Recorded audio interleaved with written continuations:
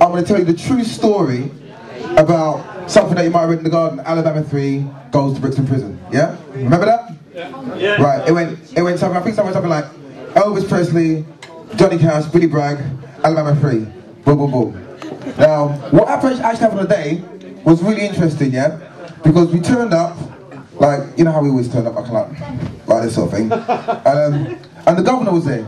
And like, we had to get the passport, that was a security thing, but the governor was there and he sort of like came out and he looked at all of us and there was Zoe, like, you know what Zoe's like, yeah? And he goes, listen, he goes, I've got 300 men in there and they're, you know, they've been banged up, so we're gonna have to do something about that. And we don't want any sort of, like, expressions of like aggression and stuff because it's a very close environment. There are gonna be 12 security officers on the blah, blah, blah, blah, blah. Does that mean screws? Yeah, okay.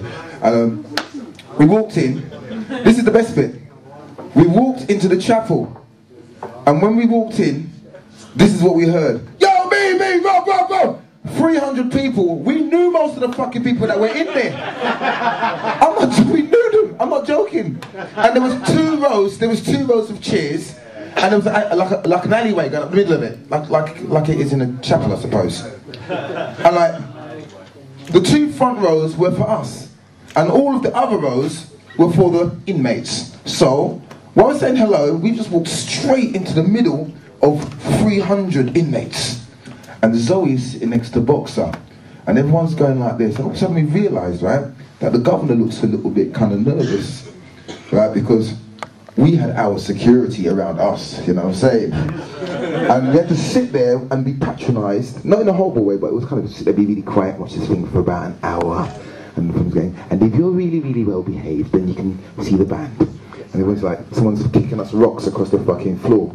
Yeah, and we're like, kicking it back to them. So that was all wrong. And all of it was Rock Against Racism and Guitar Prison Doors. And all the black people was on one side of this church, and all the white people was on the other side. It was like fucking like some segregation shit back on the old school. And the performance started and everything, and it was like the Alabama 3, and we went up on stage like this, and like we were sitting there, and we sort of like started to perform. But you know how Rob does it already, because his little thing will come and mellow and everything. And he got to the, he goes, fuck that! I'm gonna go on the road, I'm gonna go to Canada, do what, I'm gonna go honky tonky all night fucking long. And you want to see these people go nuts. Do you know what?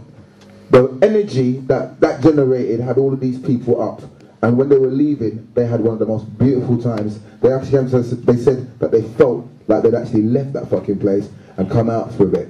So if it comes down to assisting people that have had their freedom taken away from them, Noel said that as it works, that is exactly what we all should be prepared to do to help people in a tight space. We're going to get books for these girls out in Africa.